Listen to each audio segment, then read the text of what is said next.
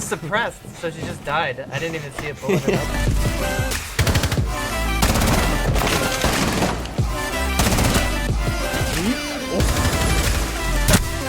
Hey, what's going on, guys? So due to the amount of comments I receive both in person at gaming events and online, I'm bringing Inside the Mind of a Diamond back to help continue the tips and tricks legacy of this channel. I appreciate all of you who are supporters of it, as it has been so encouraging to hear. And if you are new to this series, just know it is not meant to show you how great of a player I am. On the contrary, it's actually exposing some of my flaws and then showing some smart plays that I felt y'all would appreciate hearing the thought process on to make you guys better players and then just more aware overall. Now, before we proceed with the video, I thought this would be a great time to recommend a pair of headphones that Massdrop gifted me here recently. They're the Sennheiser Pc 37X headphones. I was able to try these out for a few days on stream and absolutely loved the comfort. They're the lightest headphones I've ever worn, which was nice because it didn't feel like I was taking off a helmet at the end of the stream. The ear cups come with an inch of velvet padding, the back is designed to let air reach the ears, and then there have been more than 10,000 of these sold with a near perfect 5-star review rating. The audio is amazing and allows you to easily tell where you're hearing enemies, which in a game like Rainbow is super vital. So definitely recommend upgrading to these if you haven't already. I know you won't be disappointed, so use my link down in the description below to pick yourself up a pair. But yeah, that's it for the recommendation. Let's take a look at the gameplay. So, with the new season and the implementation of Clash, I figured that this clip was warranted to be brought into the series, given that you guys are still trying to figure out how to properly use Clash. It's a 2v2, and Mira is in the dining room, and so the attacking team is more than likely going to try and push the bakery side. I've got both attackers here in front of me now and delivering those callouts to my teammate, and then I'm trying to stay as still as possible here because in the event that the Mira is trying to use the outer parts of my shield to pre-fire the enemy, I want to make sure that I'm as still as possible so as to not overexpose the teammate that's peeking behind me, you know. I end up losing my teammate here in a bit and becomes a 1v2 and they get the diffuser down. Now, this is kind of a sticky situation because both of them have their sights trained on me and you can only aim at one at a time. So the likelihood of me getting a kill by like unsheathing my shield is pretty unlikely. But Habana tries to stun me and ends up stunning herself. So I use that opportunity to go after the Twitch. Now, when I see the Habana exit that main door, I figure that she was going to come around to this window to wait until she hears me defusing, or simply just hold the angle on there since I'm a shield operator and, you know, she'll be able to respond immediately.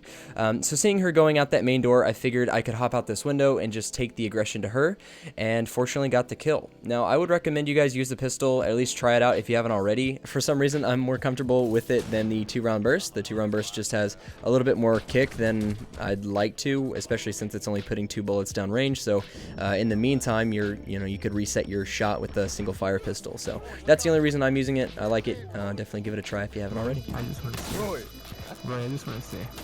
Okay, so taking a look at this Jaeger clip, a lot of you had asked me in the community tab of my YouTube to do a segment on when to peek and when not to peek, and then setting up a room before the action phase. So I'm going to kind of combine those two topics. As far as this round, I'm Jaeger, so I have ADS and barbed wire. The barbed wire I'm placing in the highly trafficked areas to make sure that an Ash can't just run through willy-nilly and take over sight. As far as the ADS, I choose to put these things in obscure places or around corners so that an attacker actually has to waste utility, like has to waste a grenade or a stun grenade to be able to find out if there is an ADS in there. You don't want the ADS exposed so that the attacking team sees it, shoots it, and then begins chucking their things. You want them to have already lost some of that utility before they even throw anything.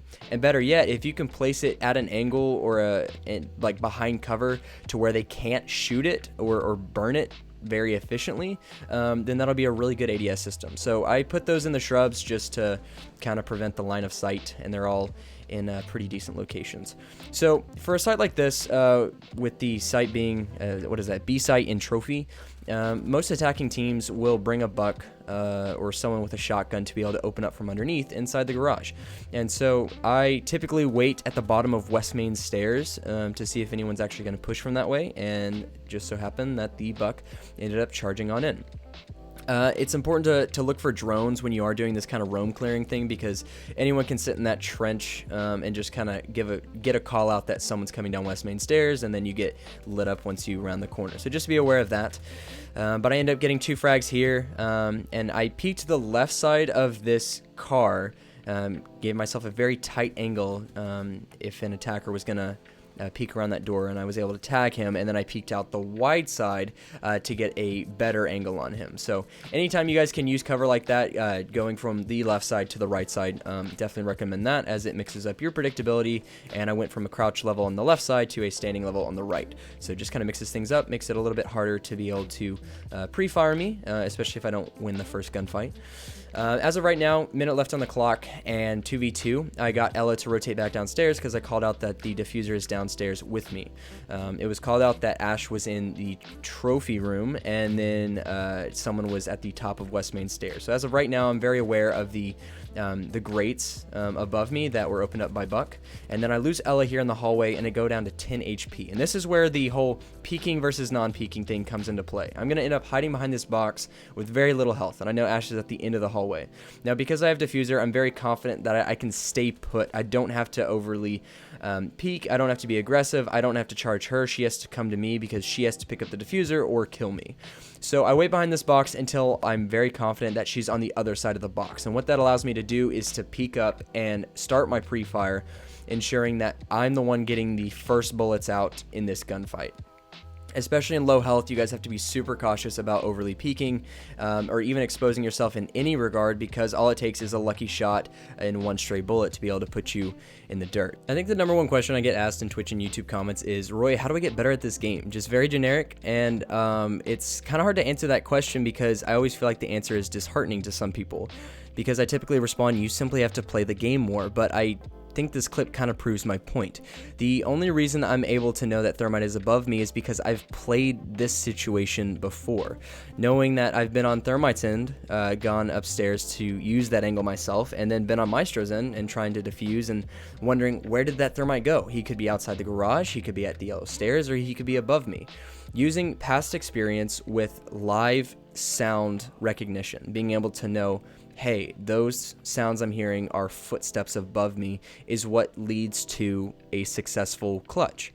And so when you guys are looking to just get better at Rainbow Six just generically, really all it is map knowledge, experiencing these situations for yourself, and it kind of turns into a database in your brain of remembering how certain things went, how well they went, how poorly they went, etc. So don't be discouraged, just know that you have to simply play the game as much as you can, and these things will start clicking. You'll start remembering how certain things worked, things will be predictable to you, and you'll be able to do even better. So this is what I heard. You guys can hear it for yourself when Thermite was above me.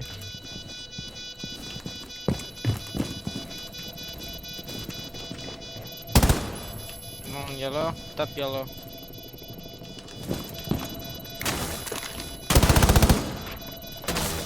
So this clip, we're going to talk about what you should do when you are surrounded by a wave of enemies and you are all alone. Which I am, okay? Olivia, please. Get back to me. Anyway, I got a nasty run out here. Definitely recommend you guys try this. And then got another one here in metal, so you guys know that I got the ace content. So the clip's about to pop off, and typically in a situation where you're at a significant man disadvantage, I'm thinking about two things. First off, how can I most effectively use the entire magazine? Like, you want to be able to use all of it. Here, I ended up reloading with 2 bullets left, and technically I could have gone into that next gunfight with Ash with only 2, but like, I don't trust my aim to be able to hit in those first 2 shots, so that's why I reloaded.